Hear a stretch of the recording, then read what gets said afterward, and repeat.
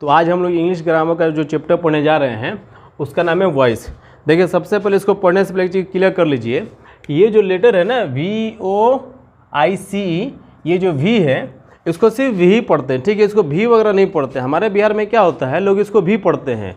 तो भी पढ़ते पढ़ते कितना लोग क्या करते हैं, इसको वॉइस नहीं भैंस पढ़ देते हैं। अरे भाई ये इंग्लिश ग्रामर है, गाय भैंस का तबेला वगैरह नहीं है। तो आप इसको जो ना वी ही पढ़िएगा, वी पढ़िएगा तो भैंस पढ़िएगा। और कितने लोग वी पढ़ते पढ़ते ये जो वर्ड है इसको पढ़ते हैं वर्ब, लोग इसको भर पढ़ना शुरू कर देते हैं साहब। तो पता है चला कि आप गए थे अंग्रेजी सीखने और आप भोजपुरी अंग्रेजी सीख कर आ गए हैं, तो ना बिहार का होगा, ना इंग्लैंड का होगा, ना जापान का होगा, ना रसिया का होगा कहीं का नहीं। तो सबसे बेहतर क्या है कि इंग्लिश को इंग्लिश ही रहने दीजिए। इसमें क्या है, इंग्लिश की भी इज्जत है, हम बिहारियों की इज्जत तो खैर मंद हिले। आपको यदि वॉइस समझना है ना, तो सबसे पहले समझ लीजिए कि आपको भीतरी समझना होगा। जब तक आपके पास भीतरी नहीं होगा तब तक आप वॉइस बना नहीं सकते, चेंज नहीं कर सकते हैं। इसलिए कि जितने भी वॉइस का सेंटेंस है, चाहे वो टेंस में हो चाहे आउट ऑफ टेंस हो, सब के सब वॉइस में ही बनते हैं। तो आप दूसरी भाषा में कह सकते हैं कि वॉइस का मतलब भी भीतरी होता है और भीतरी का मतलब भी वॉइस होता है। एक बात। दूसरी बात यह है कि आप समझिए कि वॉइस आप पढ़ते क्यों हैं, है ना। जैसे हम सब जानते हैं कि वॉइस जो है दो प्रकार का होता है। एक को हम लोग बोलते हैं एक्टिव वॉइस, ठीक है ना, क्या बोलते हैं, एक्टिव वॉइस। और दूसरे को हम लोग बोलते हैं पैसिव वॉइस, ठीक है। जिसमें सब्जेक्ट एक्टिव होता है उसे हम लोग बोलते हैं एक्टिव वॉइस, और जिसमें सब्जेक्ट एक्टिव नहीं होता उसे हम लोग क्या बोलते हैं, पैसिव वॉइस बोलते हैं, ठीक है। तो सबसे पहले आप समझिए कि वॉइस को पढ़ने का मकसद क्या है। देखिए इंग्लिश ग्रामर का जो चैप्टर है सो है, एग्जाम में आता है सो आता है, लेकिन जितनी भी चीज़ें पढ़ने को हमें मिलती हैं चाहे किसी भी सब्जेक्ट में, उनका एक अपना अलग महत्व है। वो ज़िंदगी में कहाँ पर किस रूप में काम आती हैं, वो मतलब पढ़ने के साथ साथ सीखते चलना चाहिए आदमी को।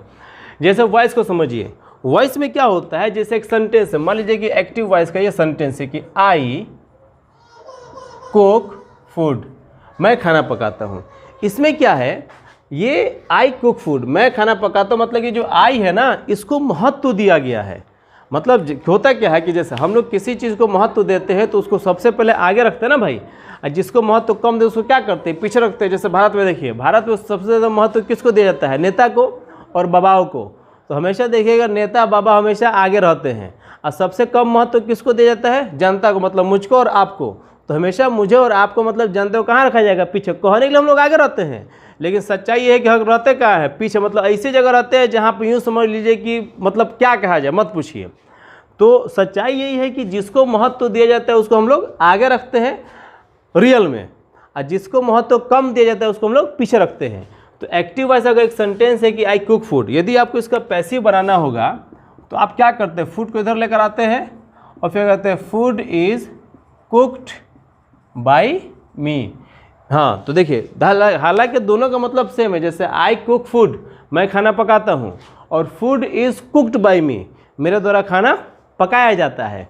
तो दोनों का मतलब सेम ही है, कोई खास अंतर है नहीं। लेकिन एक सेंटेंस को दो तरीके से बोलना क्यों सीखा और सिखाया जाता है, वो सिर्फ इसलिए ताकि आप ये सीखें कि जब हम किसी को महत्व देते हैं तो उसको आगे रखते हैं, और जिसको महत्व कम देते हैं उसको हम पीछे रखते हैं। जैसे कि आई कुक फूड में मैंने सब्जेक्ट को महत्व दिया है तो ये आई आगे आ गया। अब फूड इज़ कुक्ड बाई मी में मैंने फूड को महत्व दिया है, ऑब्जेक्ट को महत्व दिया, तो ये आपका आगे आ गया, ठीक है। तो ये हम लोग जान गए कि वॉइस जो है दो प्रकार का होता है। एक को हम बोलते हैं एक्टिव वॉइस, दूसरे को बोलते हैं पैसिव वॉइस। आइए तो सबसे पहले समझिए कि वॉइस जो है ना वो आपको दो तरह का और पढ़ना है। मतलब एक तो टेंस का वॉइस पढ़ना है और आपको एक एक्स्ट्रा टेंस का वॉइस पढ़ना है। तो टेंस के वॉइस में सबसे पहले शुरू कर लेते हैं कि क्या है, voice of simple present tense. Simple present tense में क्या है, एक्टिव वॉइस और पैसिव वॉइस। तो एक्टिव वॉइस वही हो सेंटेंस होगा जो टेंस का सेंटेंस होगा, है ना। मतलब टेंस के जितने सेंटेंसेस हैं सब के सब एक्टिव वॉइस हैं, उनको एक दूसरे तरीके से लिखने का नाम पैसिव वॉइस होगा। वो क्या तरीका होगा, वो ये तरीका होगा। जैसे एक्टिव वॉइस है तो एक्टिव वॉइस का नियम क्या होगा, सब्जेक्ट होगा V1 या V5 प्लस ऑब्जेक्ट होगा। जबकि पैसिव वॉइस का नियम आप समझ लीजिए ध्यान से, इसको हम लोग फिर से एक बार समझने का प्रयास करेंगे कि ऑब्जेक्ट 1 का subject plus is RM plus V3 plus object 2 plus by plus subject का ऑब्जेक्ट। अब ये ऑब्जेक्ट 1 का सब्जेक्ट क्या है, सब्जेक्ट का ऑब्जेक्ट क्या है, ये हम लोग सेंटेंस में धीरे धीरे समझते चलेंगे। आइए तो मैं आपको एक एग्जाम्पल देके इसको समझाने का प्रयास करता हूँ। चलिए आइए हम लोग एग्जाम्पल लेते हैं। एग्जाम्पल क्या है कि she gives me money. She gives me money में क्या है, शी सब्जेक्ट है और गिव्स आपका वर्ब है, मी भी ऑब्जेक्ट है, मनी भी ऑब्जेक्ट है। मतलब यहाँ पे दो ऑब्जेक्ट है, एक आपका मी है और आपका मनी है। अब यहीं पे हमको सीखना है कि कौन सा ऑब्जेक्ट पहले आएगा, कौन सा ऑब्जेक्ट बाद में जाएगा। ये बहुत इंपॉर्टेंट है। आइए देखिए इसमें आप देख सकते हैं कि इधर से आप चलेंगे तो ये सब्जेक्ट हो गया, ये हो गया आपका वर्ब, ये हो गया ऑब्जेक्ट 1, ये हो गया आपका ऑब्जेक्ट 2। तो जब भी आप इधर से चलेंगे ना, तो आप इधर से चलेंगे तो पहला ऑब्जेक्ट पड़ेगा और ये दूसरा ऑब्जेक्ट पड़ेगा। तो आप पहले ऑब्जेक्ट को आगे लेके आएंगे, दूसरे ऑब्जेक्ट को यहीं पे छोड़ देंगे। इसको बना के देखा जाए, ठीक है।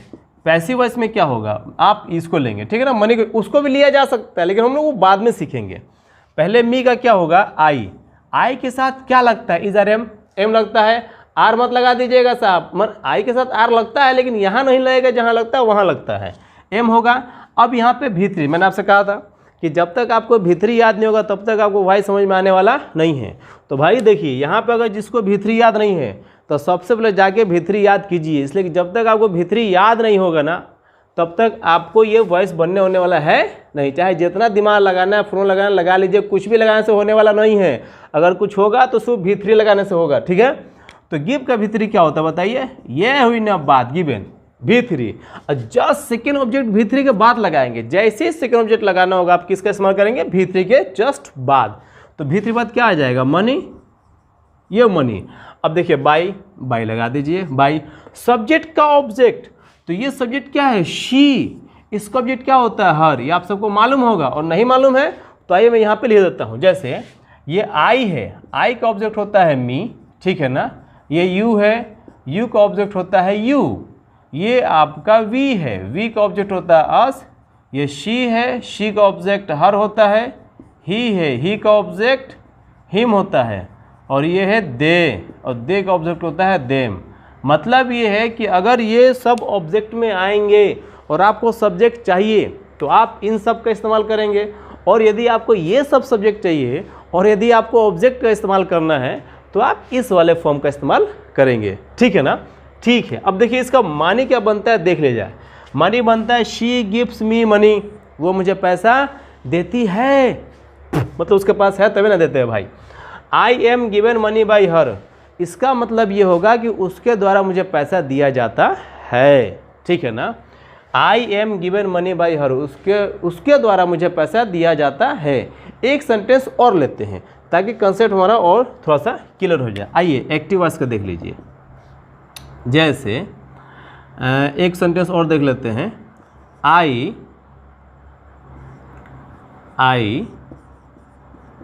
टीच देम इंग्लिश, क्या मतलब, मैं उन लोगों को इंग्लिश पढ़ाता हूँ। तब पैसिव वॉइस में क्या करेंगे बताइए। हाँ, पैसिव वॉइस में क्या करेंगे, दो ऑब्जेक्ट। देखिए ये हुआ आपका सब्जेक्ट, ये हुआ आपका वर्ब, ये हुआ आपका ऑब्जेक्ट 1, ये हुआ आपका ऑब्जेक्ट 2। डन है ना, ठीक है। तो आप क्या करेंगे, ऑब्जेक्ट 1 पे लेकर आएंगे देम। देम क्या है, ऑब्जेक्ट, और देम का सब्जेक्ट क्या है, देम का सब्जेक्ट दे है। तो सबसे पहले क्या लिखेंगे आप, यहाँ पे लिखेंगे दे। ये थोड़ा सा पैसिव वॉइस नीचे आ जा रहा है भाई, या क्या दे के साथ क्या लगाते हैं आप, इज आर की एम, आर लगाते हैं तो ठीक है, ये लगा दिए आर। फिर आ गया ना भीतरी। अगर आपको भीतरी याद नहीं है तो आपसे वॉइस बनने वाला नहीं है। तो हर हाल में क्या कीजिए आप, सबसे पहले भीतरी याद कीजिए। तो टीच का भीतरी क्या होगा, टॉट। हाँ भाई, और क्या होता है, टॉट होता है। और ये इंग्लिश सेकेंड ऑब्जेक्ट किसके बाद, भीतरी के बाद। भीतरी क्या है, टॉट। तो यहाँ पे क्या आएगा, इंग्लिश आने वाला है। ये आ गई आपकी इंग्लिश। अब देखिए इंग्लिश में क्या नियम है, बाई लगा दीजिए भाई। और उसके बाद से क्या करेंगे, सब्जेक्ट का ऑब्जेक्ट। सब्जेक्ट क्या है, आई का ऑब्जेक्ट क्या है, मी। तो यहाँ पर रहेगा मी। आइए आप इसके मनी पे ध्यान देते हैं। मनी क्या है कि आई टीच देम इंग्लिश का, इंग्लिश का मतलब इसका मतलब क्या होगा, मैं उन लोगों को इंग्लिश पढ़ाता हूँ। और जब कहता है कि they are taught English by me, तो इसका मतलब क्या होगा, उन लोगों को मेरे द्वारा इंग्लिश पढ़ाई जाती है। सेम मतलब सेम सेंटेंस कहने के दो तरीका हुआ। तो पहले तरीके में सब्जेक्ट को महत्व दिया जाता है, जबकि दूसरे तरीके में ऑब्जेक्ट को महत्व दिया जाता है। तो आप जिसको महत्व देंगे वो पहले आएगा, जिसको महत्व नहीं देंगे वो बाद में आएगा, ठीक है ना। तो आई होप कि आपको समझ में आया होगा। तो इसी दौरान हम लोग क्या करते हैं कि नेगेटिव इंटरोगेटिव सारा देख लेते हैं ताकि इसका झमेला वगैरह खत्म हो जाए। आप इसको जल्दी से नोट डाउन कर लीजिए। आइए अब अगला सेंटेंस देगा। अगला सेंटेंस क्या है कि she does not call me friend, she does not call me friend, वह मुझे दोस्त नहीं बुलाती है। तो ये निगेटिव हो गया। चलिए तो इसका क्या करेंगे, सबसे पहले हम लोग अपने नियम पे ही चलेंगे। नियम से नहीं भटकना है, नियम से भटके तो यूँ समझिए कि बिना हाँ, बिना कायदा कानून के हो जाइएगा, फिर बनने वाला कुछ है नहीं।